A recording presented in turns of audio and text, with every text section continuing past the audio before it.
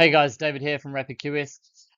So we do a lot of pre-construction estimates. We get a lot of questions regarding, how do you check with back costing? What do you do when it comes to back costing? How are you sure your sheets are good, your estimates are good? Obviously, the hardest thing with estimating is estimating. So we are working off like industry experience, rates, labor constants, and we're hoping that what we've put down on our sheet as per the measure of the job is accurate enough for you to work with your crew.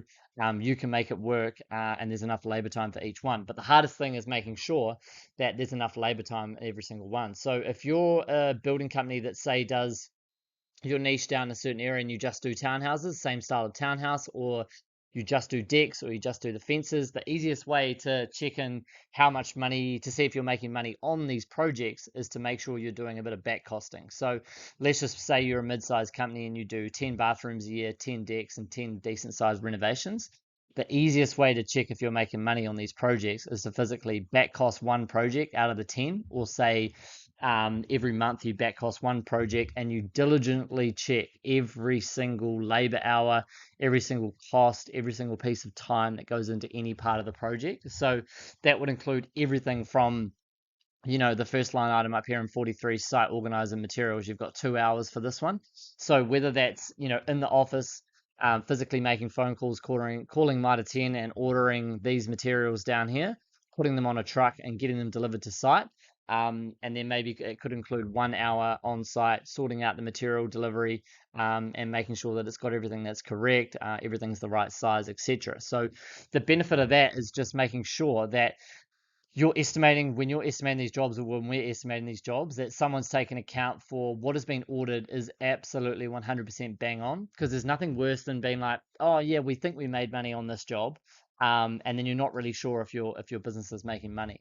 Yep, you can see more money in the bank account, or your zero could show more money in this month and more money out. But what if you just got paid a big invoice from another project right at the end of the month, and that's been accounted in your profit and loss for the month, but you haven't spent any of that money for that project yet?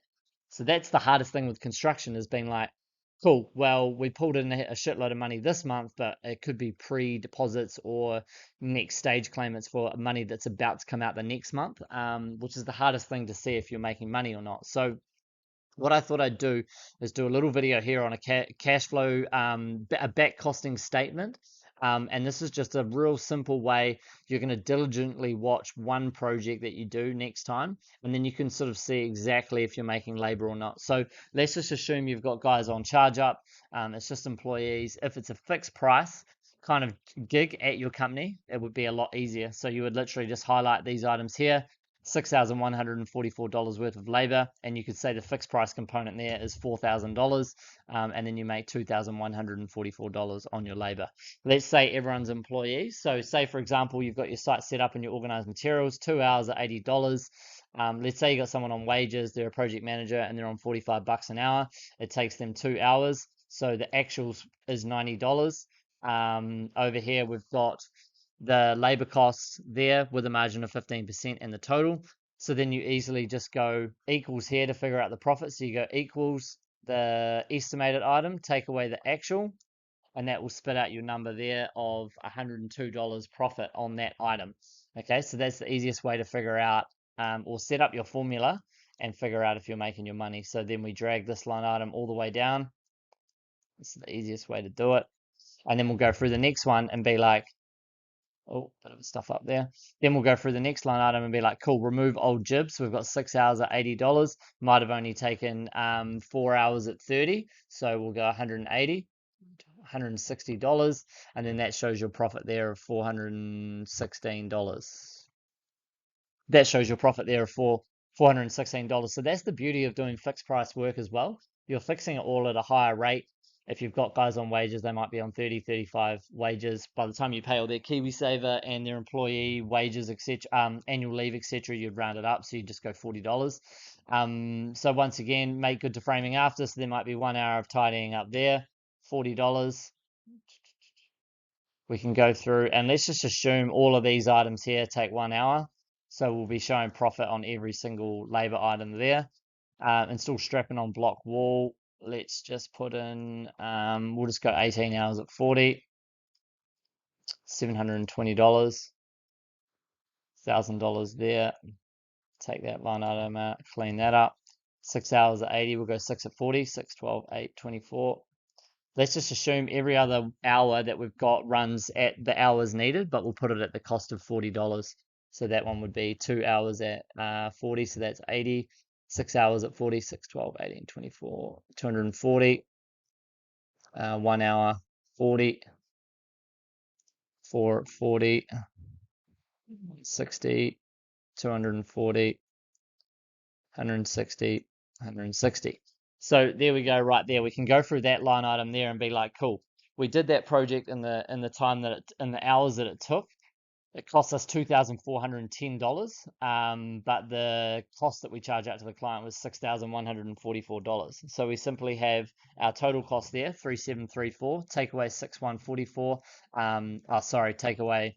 So it'll be 6,144, take away this cost here, and that will give you that one there. So you can set up the formula where you want it to equal. We're going to go that, take away the actuals, and that's going to spit out the profit of 3,734.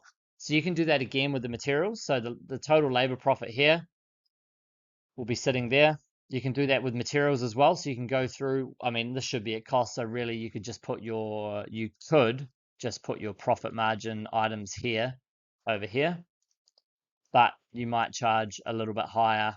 You might charge a little bit higher on those items, just to make up a bit of extra money, and then it could come through and you make more profit. So for example, door hardware new handle, I just estimate at $92. You might get a deal and it comes in at $72. So then you've got whatever that is, 28, 32 plus 110, 44.